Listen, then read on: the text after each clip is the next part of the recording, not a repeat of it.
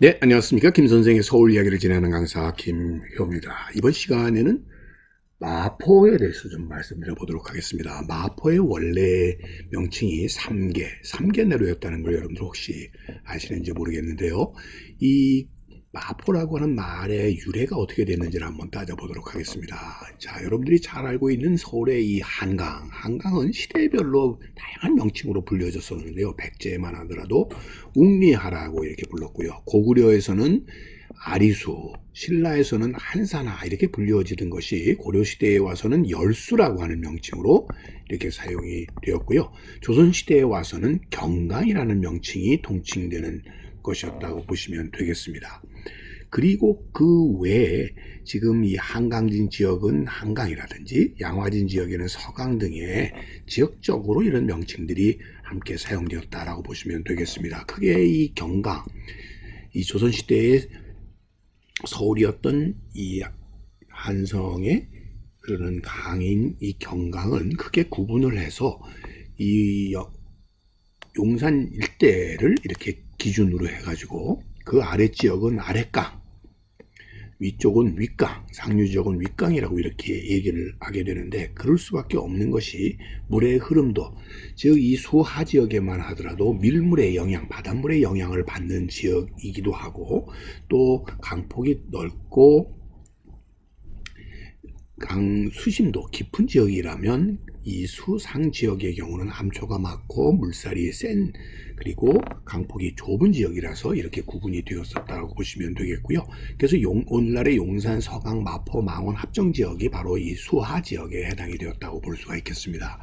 자, 이 과정 속에서 특히 18세기를 전후한 시기부터 이 경강에서 상업 활동들이 활발하게 이루어지기 시작하면서, 이 과정에서 18세기 이전에는 삼강이라고 해서 한강진, 지금의 한남동 일대의 한강, 또 용산강, 서강에 이런 삼강이 있었다면, 이것이 점차 이렇게 상업활동이 활기를 띠게 되는 나루터를 중심으로 해서 강이 늘어나게 되어서 18세기 중엽에 오게 되면 한강, 용산강, 서강에다가 마포강, 망원 합정구역 지역이 이렇게 더 추가가 되게 되고요.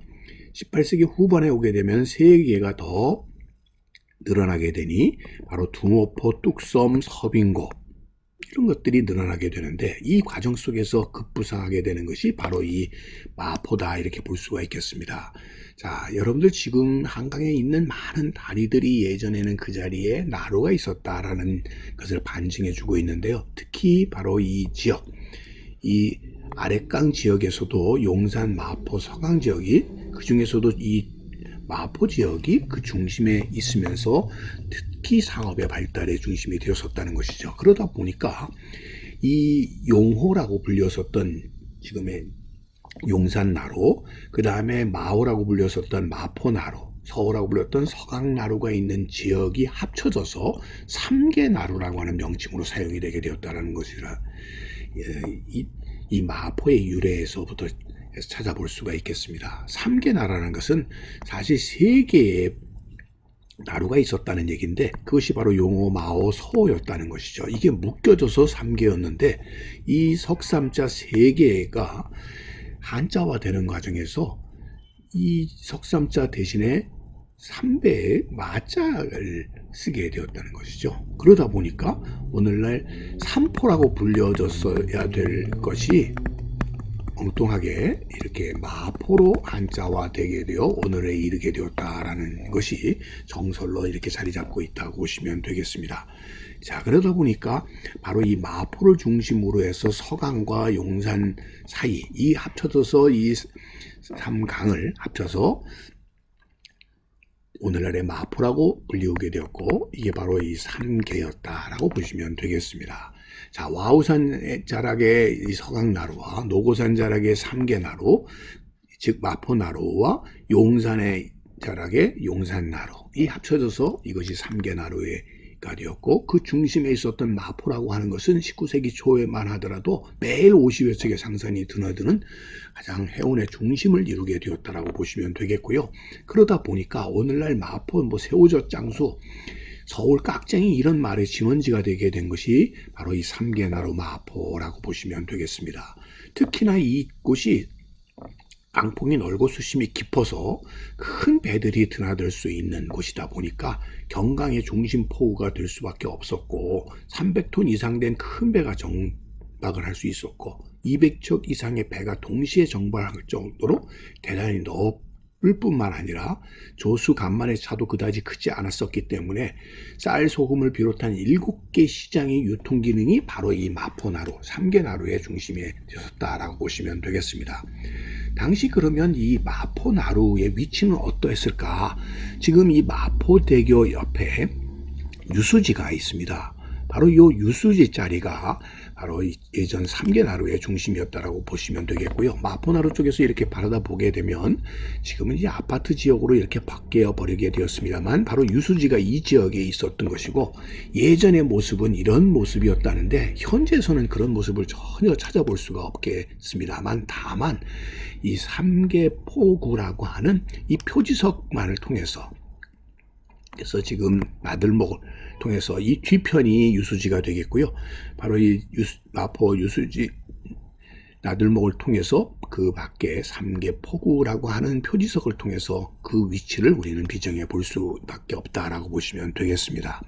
그런가 하면 이 상수역 지하철 6호선 상수역 쪽에서 빠져나오는 상수 나들목 쪽에 지금 서강나루가 있었다라고 하는 표지석이 세워져 있는데 한때는 이 광흥창 밖에 이 지역에 원래 서강나루가 있었던 것으로 표지석이 있다가 현재는 수정이 되어서 현재는 바로 이 상수 나들목 쪽으로 이렇게 옮겨와 있다라고 보시면 되겠습니다. 이곳에서 뭐라고 되어 있냐면 예전에 서강진이라고 불렸었고 이곳 자체는 바로 3개라고 불리우게 되는 그 중에 하나로서 특히 예전에는 서호라는 명칭이 사용됐는데 이 서강 서호라는 것은 옥수역 근처의 동호와 대비되는 말로 사용이 되었었고 특히 나루터라기보다는 세곡선의 선착장으로서 운영이 되었고 그 배후에 광흥창이라든지 풍저창과 같은 강창이 설치되었던 것도 그러한 이유 때문이다라고 얘기되고 있습니다.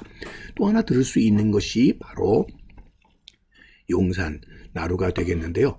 현재의 이 원효로 지역이 되겠는데 바로 이 원효로 지역은 여러분들 지도에서 다시 보시게 되면 바로 이 만초천이 유입되게 되고 현재는 원효대교가 이렇게 건설이 되어 있는 지역이 되겠습니다.